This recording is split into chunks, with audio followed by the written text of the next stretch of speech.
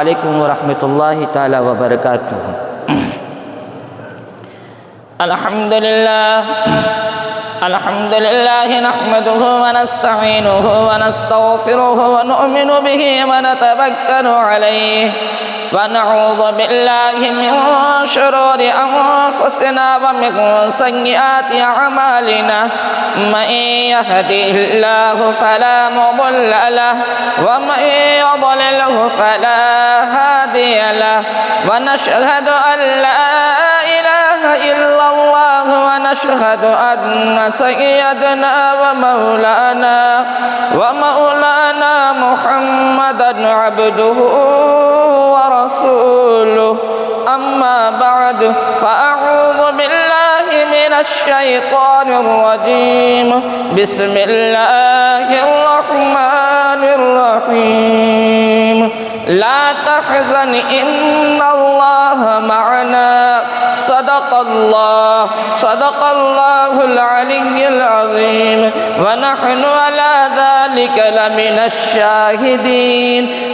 الشاهدين والشاكرين، والحمد لله رب العالمين۔ عزیزان گرامی، آئیے کچھ کہنے اور سننے سے پہلے بہتر اور مناسب سمجھتا ہوں کہ ہمارا مل کر اپنی اور ساری کائنات کے مرکز عقیدت حضور رحمت عالم ارواحنا فدا صلی اللہ علیہ وسلم کی بارگاہ طیبہ میں جھوم جھوم کر ایک مرتبہ درود پاک کا تحفہ پیش کریں۔ پڑھے پورا مجمع دل لگا کر اللہم صلی علی سیدنا و مولانا محمد و علی آل محمد مبارک وسلم، صلاۃ و سلام علیک یا رسول اللہ صلی اللہ تعالی علیہ وسلم۔ اللہ کے رسول صلی اللہ علیہ وسلم نے ارشاد فرمایا کہ میرا امتی کا بھیجا ہوا درود اس وقت تک مکمل اور کامل نہیں ہوتا جب تک میرے آل پہ درود پاک نہ پڑھا جائے۔ تو آئیے فرمان نبی صلی اللہ علیہ وسلم کے مطابق ایک مرتبہ اور آل رسول پاک صلی اللہ علیہ وسلم پر درود پاک کا نذرانہ پیش کرتے ہیں۔ پڑھیے اللہم صلی علی سیدنا و مولانا محمد و علی آل محمد مبارک وسلم، صلاۃ و سلام علیک یا رسول اللہ صلی اللہ تعالی علیہ وسلم۔ عزیزان گرامی، آج کے جمعہ کے دن یہ ناچیز بندہ اپنا موضوع سخن حضرت سیدنا ابو بکر صدیق رضی اللہ تعالیٰ عنہ کے فضائل اور مناقب کو بنایا ہے۔ وہ ابو بکر صدیق رضی اللہ تعالیٰ عنہ جنہوں نے اسلام کے خاطر ہر ایک چیز کو اللہ اور اس کے رسول کی بارگاہ میں قربان کر دیا۔ وہ ابو بکر صدیق رضی اللہ تعالیٰ عنہ نے جنہوں نے رسول اللہ صلی اللہ علیہ وسلم کی نور رخ زیبا پہ خوشی لانے کے خاطر اپنی بیٹی ماں عائشہ صدیقہ کی قربانی پیش کر دی۔ وہ ابو بکر صدیق رضی اللہ تعالی عنہ جنہوں نے دین اسلام کی بلندی کے لیے، اسلام کو ترقی پر دیکھنے کے لیے، اسلام کی بلندی اور عروج کے واسطے اپنے ہر ایک کنبے کو قربانی پیش کرنے کے لیے تیار ہو گئے، لیکن دین اسلام پر رائی کے دانے کے برابر بھی آنچ نہیں آنے دیا۔ وہ ابو بکر صدیق رضی اللہ تعالی عنہ نے جنہوں نے آقا کریم صلی اللہ علیہ وسلم کی حیات ظاہری میں امامت مصلی پر کھڑے ہو کر نمازیں پڑھائی ہے۔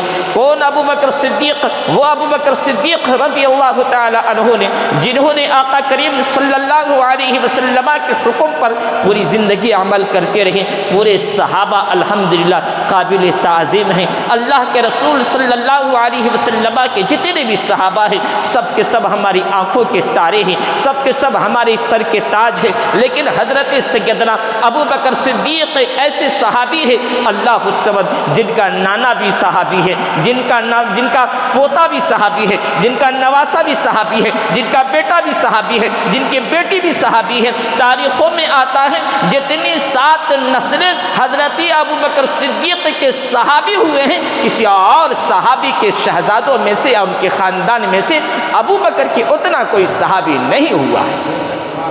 تو آئیے اسی ابو بکر صدیق رضی اللہ تعالی عنہ کے فضائل اور مناقب کو آپ کے روبرو عرض کرنے کی کوشش کروں گا۔ دعاؤں کا محتاج ہوں، دعاؤں سے نوازیے گا کہ رب ذوالجلال مجھ کو حق کہنے کی، آپ لوگوں کو حق سننے کی، مالک و مولا ہم کو اور آپ کو اس پر عمل کرنے کی توفیق و رفیق عطا فرمائے۔ پہلی بات حضرت سیدنا ابو بکر صدیق رضی اللہ تعالی عنہ کے اتنا علم پوری دنیا کے مسلمانوں میں سے کسی کو بھی نہیں ہے، نہ انبیاء کرام چھوڑ کے، کیونکہ پوری دنیا کے مسلمانوں میں جہاں جہاں مساجد ہیں اور جمعے میں خطبہ دیا جاتا ہے، منبر پر کھڑے ہو کر خطیب کہتا ہے افضل البشر بعد الانبیاء بالتحقیق ابی بکر صدیق رضی اللہ تعالی عنہ، یعنی تمام انبیاء اعظام کے بعد اگر کسی کا مقام و مرتبہ ہے تو وہ ابو بکر صدیق رضی اللہ تعالی عنہ کی ذات مبارکہ ہے کہ انبیاء کرام کے بعد اللہ نے حضرت ابو بکر صدیق رضی اللہ تعالی عنہ کے مقام کو بلند کیا ہے اور اونچا کیا ہے، افضل ترین بنایا ہے۔ حضرات یہی وہ ابو بکر صدیق ہے کہ کچھ لوگوں کو دل میں چبھتا ہے، اپنے آپ کو مولائی کہتے ہیں، اپنے آپ کو سنی کہتے ہیں اور کہتے ہیں کہ اللہ کے رسول سے غلطی ہو گئی، توبہ نعوذ باللہ من ذالک، ایمانداری سے بتائیے گا بھول چوک غلطیوں سے اللہ نے ہمارے نبی کو پاک و صاف فرمایا ہے۔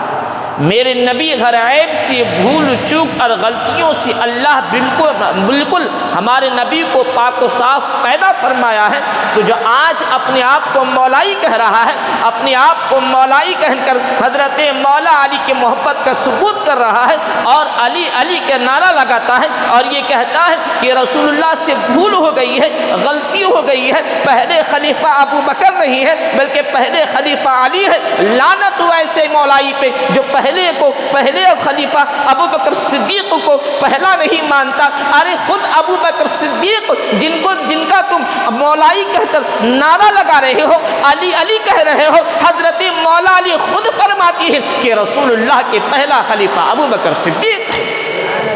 پھر آپ کو کس نے تعلیم دے دی؟ کس خانقاہ میں آپ کو یہ پڑھا دیا گیا؟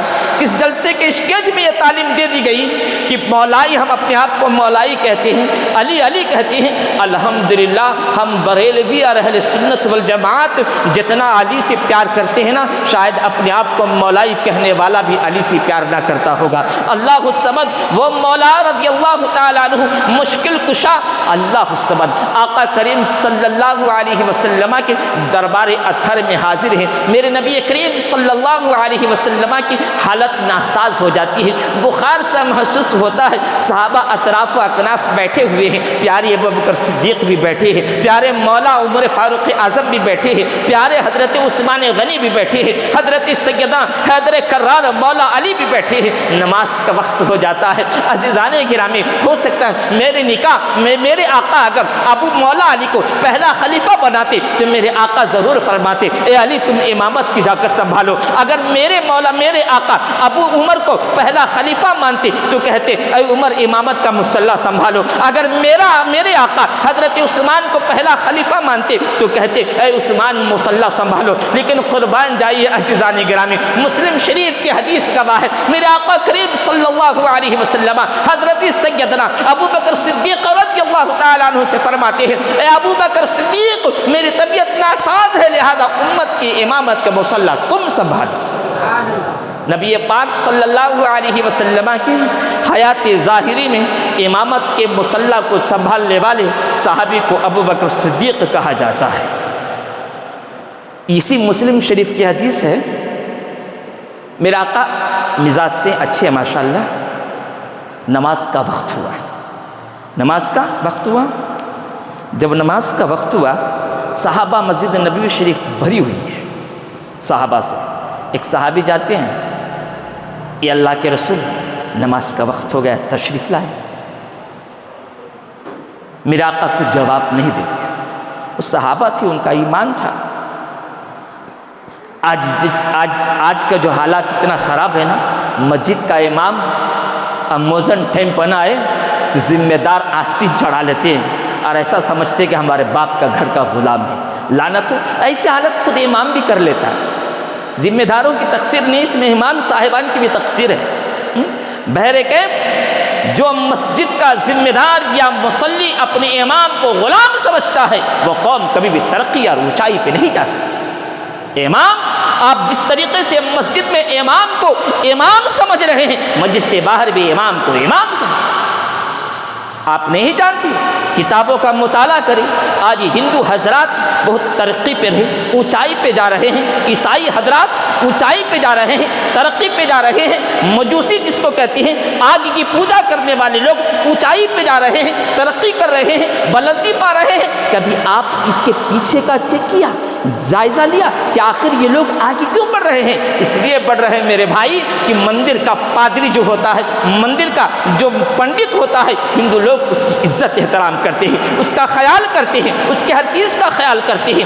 گرجا گھروں اور چرچوں کے جو پادری ہوتی ہیں اس کا خیال کیا جاتا ہے، اس کا احترام کیا جاتا ہے، چاہے وہ گرجا گھر کے اندر ہو یا لاکھوں کے مجمع میں ہو، اپنے چرچ کے پادریوں کی احترام کی جاتی ہے۔ عزیزان گرامی، مجوسی کا جو پیشوار امام ہوتا ہے وہ اس کی تعظیم اور احترام کیا جاتا ہے، لیکن مسلمان آج ناکام کیوں ہو رہا ہے؟ اس لیے کہ اپنے مسجد کے امام کو امام نہیں سمجھا ہے بلکہ اپنا غلام سمجھا ہے، اور جو قوم اپنے امام کو غلام سمجھتی ہے وہ قوم کبھی آگے نہیں بڑھ سکتی، ترقی نہیں کر سکتی۔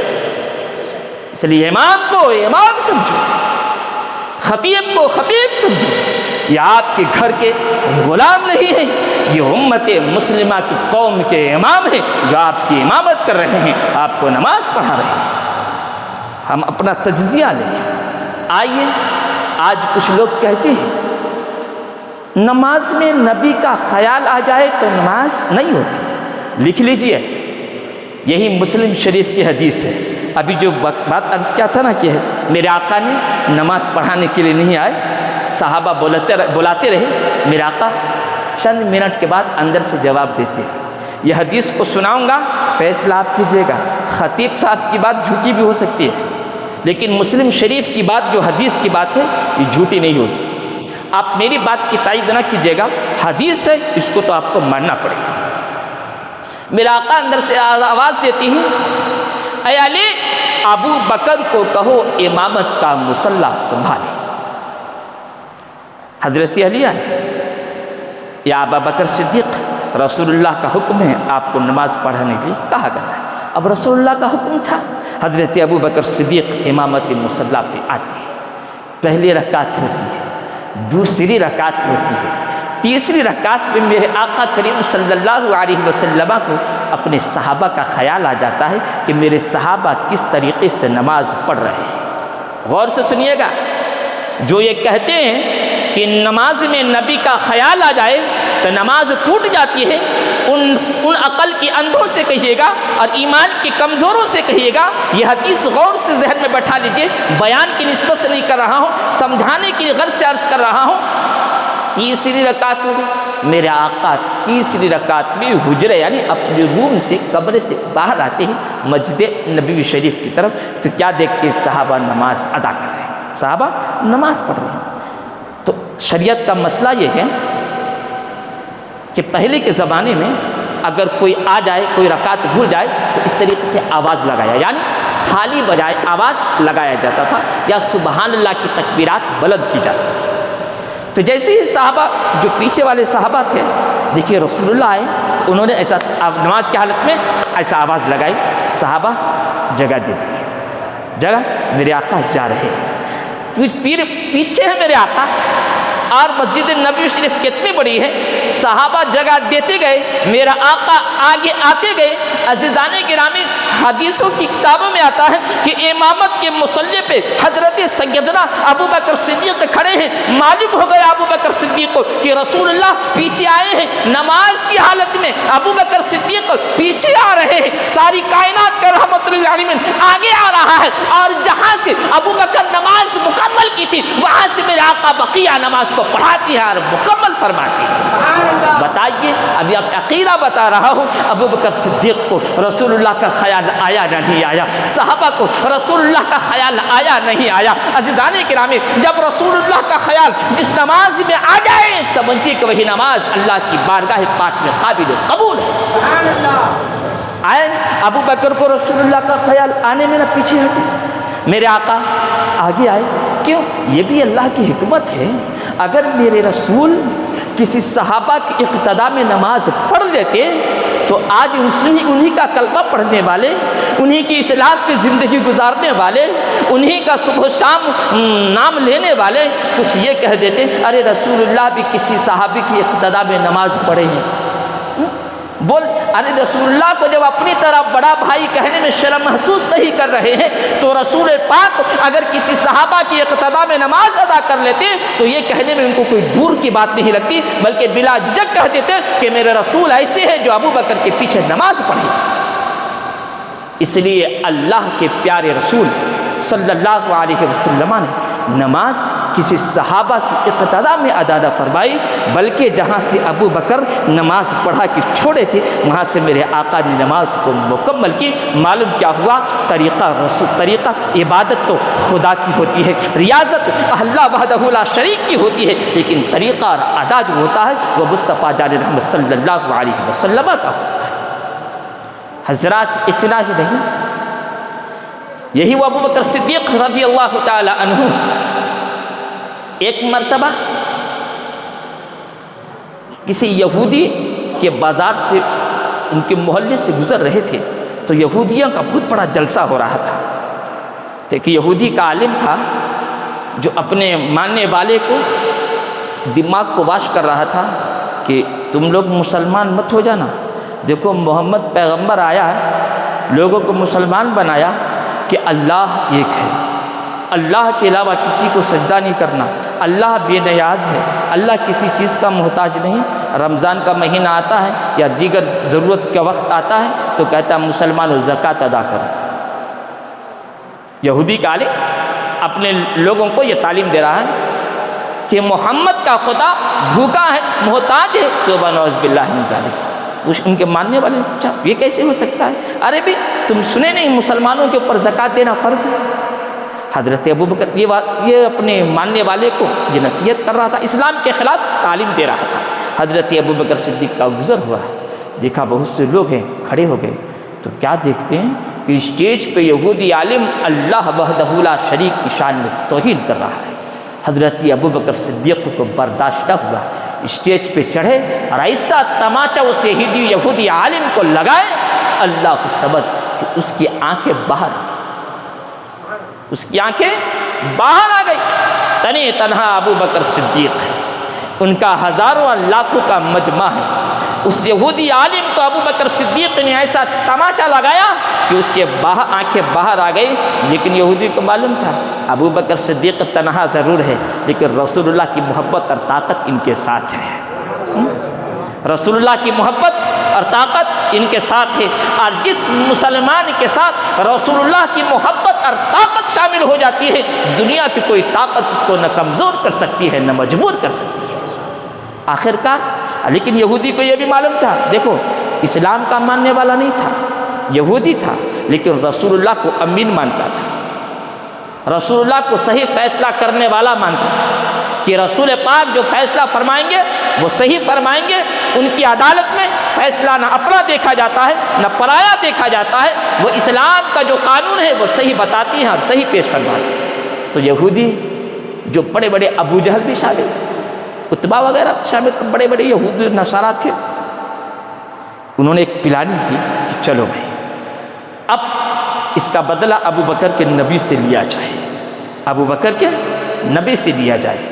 اس عالم صاحب کو سامنے کیے، میرے آقا کی عدالت میں پیش ہو گئے کہ اللہ کے رسول صلی اللہ علیہ وسلم آپ کا دیوانہ اور آپ کا ماننے والا ابو بکر صدیق نے دیکھے میرے عالم دین کو ایسا تماچا لگایا ہے کہ آنکھ باہر آ گئی۔ میرے آقا جیسی ابو بکر صدیق کا نام سنتے ہیں مسکرا کر فرماتے یہ کام تو میرا عمر کرتا ہے، ابو بکر نہیں کرتا ہے، نہ یہ کام تو میرا عمر کرتا ہے، ابو بکر نہیں کرتا، یہ بات میں نہیں مانوں گا، نہیں اللہ کے رسول ابو بکر ہی یہ کام کیا ہے۔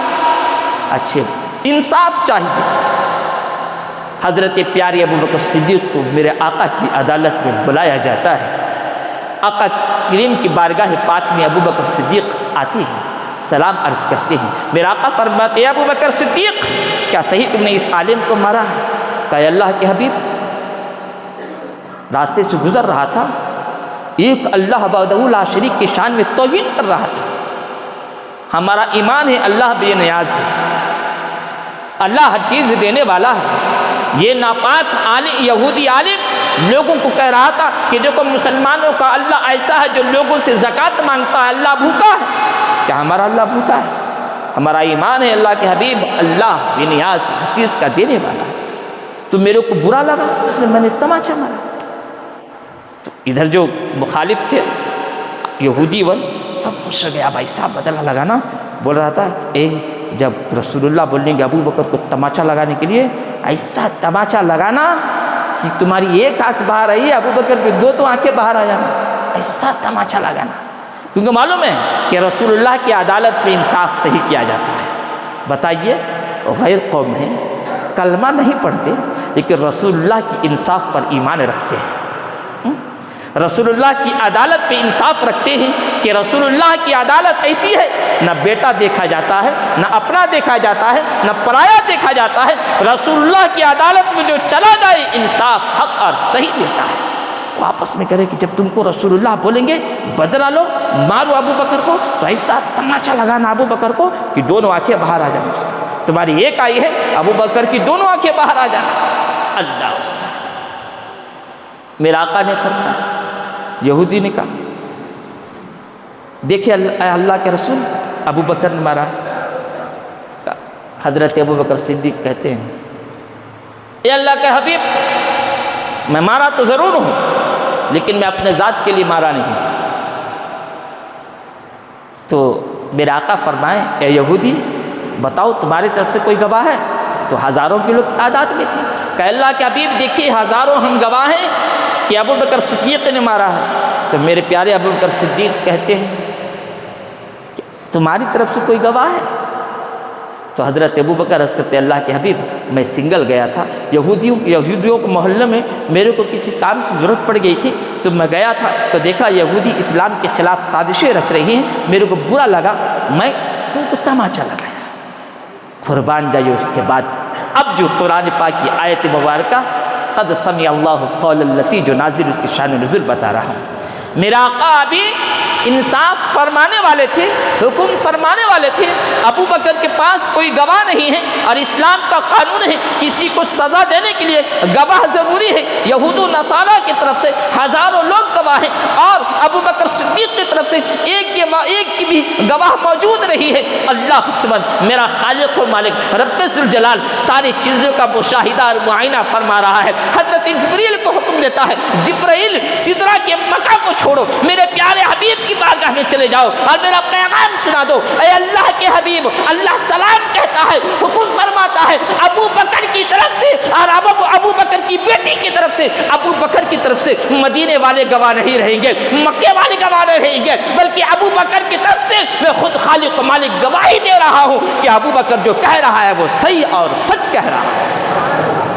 اللہ فرماتا ہے 28ویں پارے میں اے اللہ کے حبیب ابو بکر جو کہہ رہے ہیں وہ صحیح کہہ رہے ہیں، یہ ناپاک لوگ میٹنگ کر رہے تھے، میں خود سنا ہوں، اللہ کہہ رہا ہے میں خود سنا ہوں کہ یہ میری شان میں توہین کر رہے تھے۔ اللہ فقیر ہو چکا ہے، مالدار ہم ہیں، یہ اتنے ناپاک ہیں کہ نہ جانے کئی انبیاء کو قتل کیے ہیں۔ اے میرا حبیب ابو بکر کو سزا مت دینا، ابو بکر کی طرف سے میں گواہی دے رہا ہوں۔ عزیزان گرامی یہ شان ہے ابو بکر صدیق کی، یہ مقام ہے ابو بکر صدیق کا۔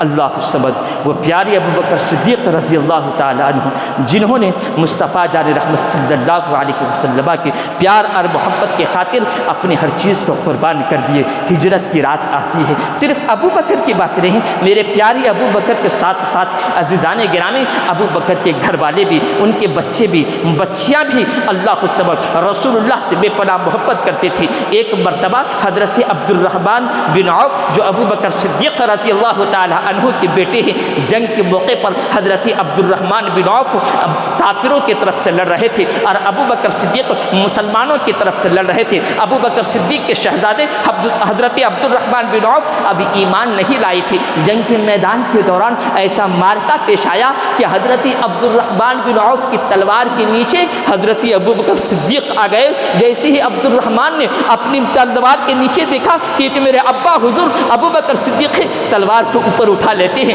اور دوسری طرف چلے جاتے ہیں، باپ سمجھ کے چھوڑ دیتے ہیں، تلوار نہیں چلاتے ہیں۔ اللہ کی حکمت سے اللہ عزیزان گرامی حضرت عبد الرحمن بن عوف ایمان لاتے ہیں، مسلمان ہو جاتے ہیں۔ مسلمان ہونے کے بعد آج بھی ہوتا ہے ہمارے گھروں میں، آپ کے گھروں میں عصر کے بعد گھروں کی بالکنی یا صحن کے پاس بیٹھ کے ہم لوگ اپنے دوستوں احباب بچوں کے ساتھ چاند نوشی کرتے ہیں، گفتگو شنید کی باتیں کرتے ہیں۔ تو اسی طریقے سے حضرت ابوبکر صدیق اپنے بیٹے عبد الرحمن کے ساتھ عصر کی نماز کے بعد گھر کے صحن میں بیٹھ کے بات کر رہے تھے۔ بات کرتے کرتے حضرت عبد الرحمن بن عوف کہتے ہیں، ابا حضور ایک مرتبہ مارکا ایسا آیا کہ آپ میرے تلوار کے نیچے آ گئے تھے، لیکن جیسے ہی میں تلوار چلانے کے لیے تلوار اٹھایا میں آپ کو اپنا باپ سمجھ کے چھوڑ دیا۔ قربان جائیے پیارا مسلمان، یہ کس نے کہا؟ عبد الرحمن بن عوف نے ابوبکر صدیق سے کہا۔ لیکن قربان جائیے ابوبکر کے ایمان پہ لاکھوں کروڑہ درود و سلام۔ حضرت ابوبکر صدیق فرماتے ہیں، بیٹا سن، تیری تلوار کے نیچے میں آ گیا، باپ سمجھ کے چھوڑ دیا، قسم خدا کی اگر خدا نہ خواستہ تو میری تلوار کے نیچے آ جاتا تو میں بیٹا نہیں بلکہ گستاخ رسول سمجھ کے تیرے گردن کو اڑا دیتا۔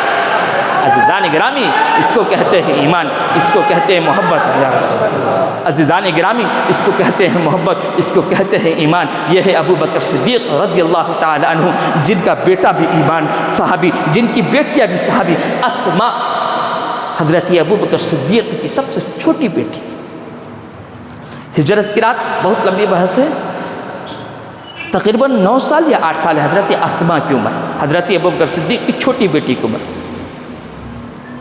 میرے آقا ہجرت کے لیے حضرت ابوبکر صدیق کے گھر جاتے ہیں، کہتے ہیں اللہ کا حکم ہے ابوبکر ہجرت کرنی چاہیے۔ جی حضور چلیں گے۔ تو حضرت اسماء بنت امیس جو حضرت ابوبکر صدیق رضی اللہ تعالیٰ عنہ کی شہزادی ہے، بیٹی ہے، میرے آقا حضرت ابوبکر کی بیٹی کے سر پہ ہاتھ رکھتے ہیں، فرماتے بیٹی کوئی آ کے پوچھے ابوبکر کہاں ہے، رسول اللہ کہاں ہے، تو کچھ مت بتانا، آپ بے فکر رہیے۔ اللہ حسن صبح کا وقت ہوا، میرے آقا کو کفار مشرکین ابو جہل ڈھونڈنے لگے، میرے آقا نظر نہ آئے۔ کفار و یہود کسی صحابہ کے گھر نہیں جاتے ہیں، دوڑے دوڑے پیارے ابوبکر صدیق کے گھر جاتے ہیں، کہتے ہیں اے ابوبکر کے گھر والے بتاؤ تمہارے ابا رسول اللہ کہاں ہے؟ حضرت اسماء بنت امیس جو حضرت ابوبکر صدیق کی بیٹی ہے آتی ہے، میرا ابا کہاں ہے میں نہیں بتاؤں گی، میرا ابا کہاں ہے میں نہیں بتاؤں گی، میرے نبی کہاں ہے میں نہیں بتاؤں گی۔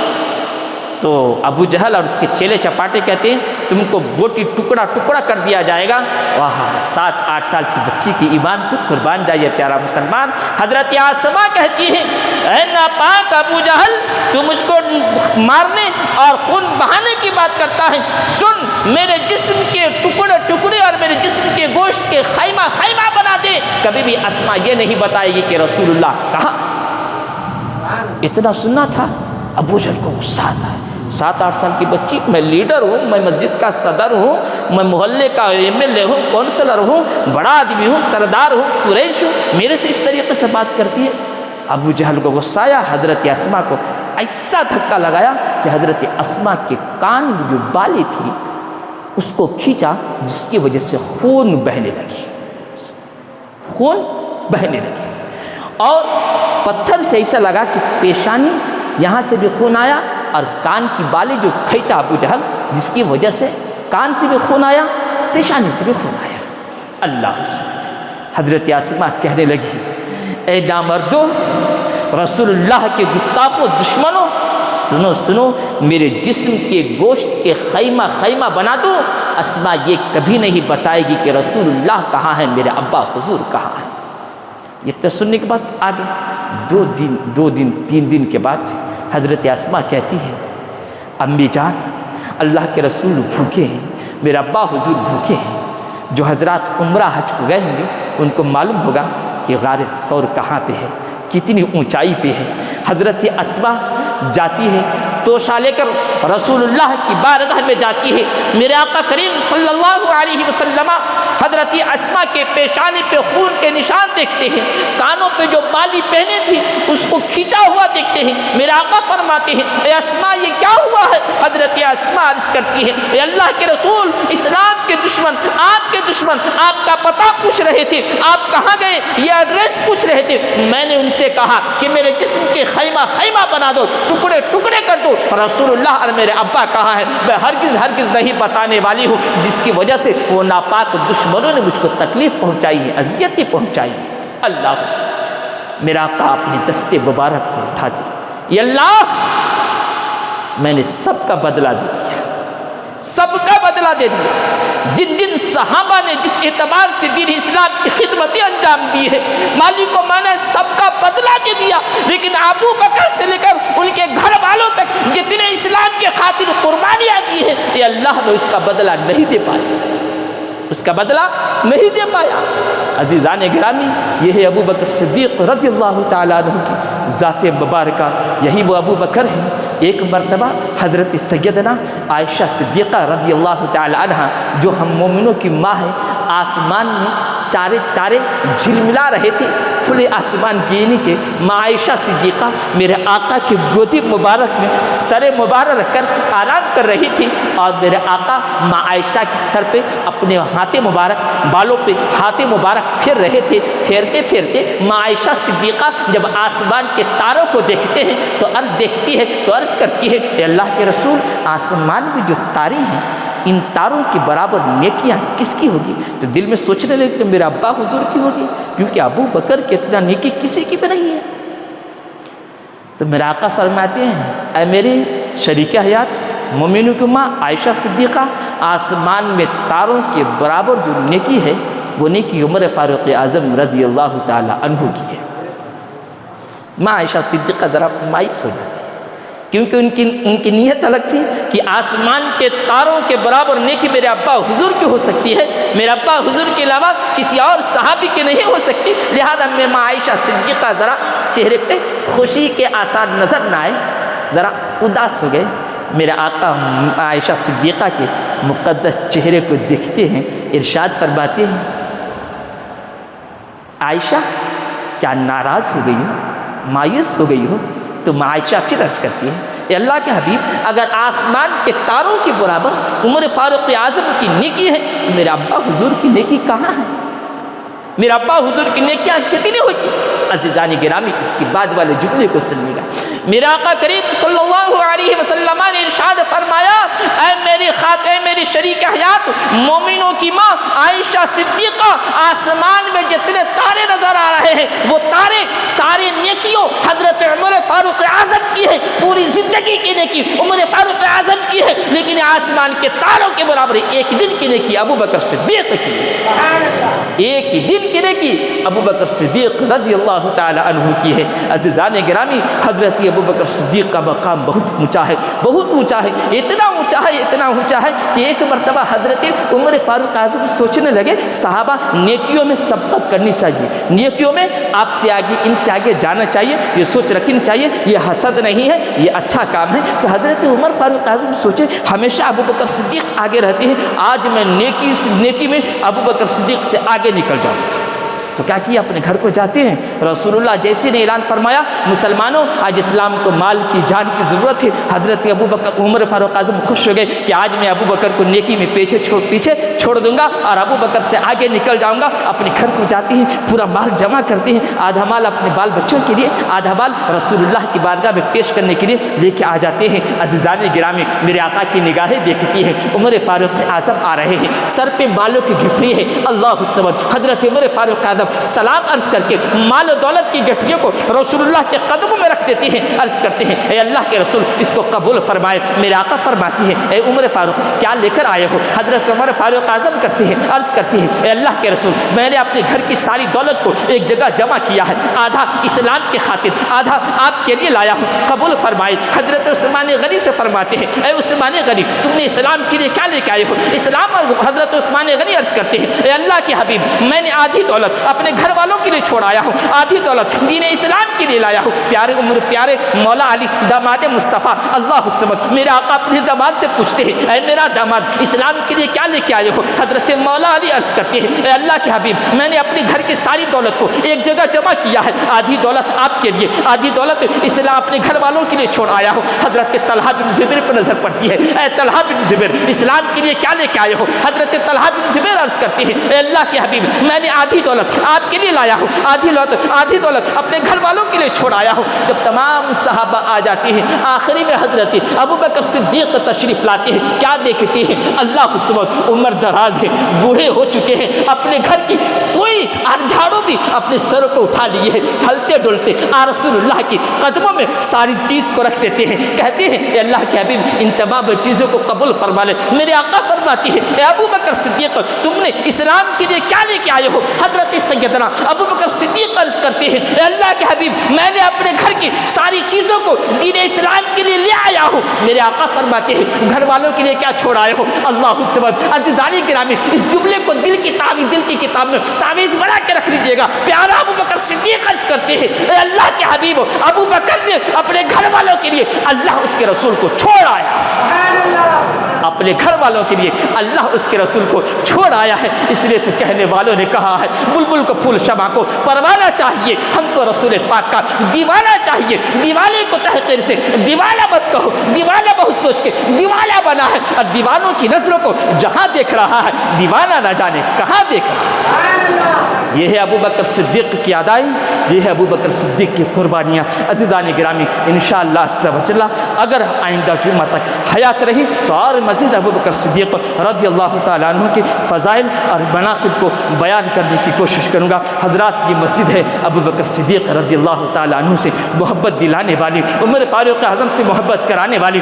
عثمان غنی سے محبت کرانے والی، مولا علی سے محبت کرانے والی مولائیوں کی مسجد رہی ہے، بلکہ ایسی مسجد ہے کہ ابو بکر کو پہلا خلیفہ مانتے ہیں، حضرت مولا علی کو چوتھا خلیفہ مانتے ہیں۔ یہ مسجد ہے، مولائیوں کی مسجد نہیں ہے۔ وہ مولائی نہیں، نام کے مولائی ہے۔ مولا علی رضی اللہ تعالیٰ عنہ بھی اللہ کی بارگاہ میں عرض کرتے ہوں گے مالک و مولا یہ صبح شام میرا نام لینے والے مجھ کو پہلا خلیفہ مانتے ہیں، اے اللہ ان کو اچھی عقل عطا فرما۔ خود علی ابو بکر کو پہلا خلیفہ مانتے ہیں اور علی سے محبت کرنے والے حضرت علی کو پہلا خلیفہ مانتے ہیں۔ یہ کیسا؟ یہ غلط ہے نا؟ یہ عقیدہ رکھو مولا علی چوتھے خلیفہ، ابو بکر صدیق پہلا خلیفہ۔ ایک اعلان ہے کہ گاڑیوں کی پارکنگ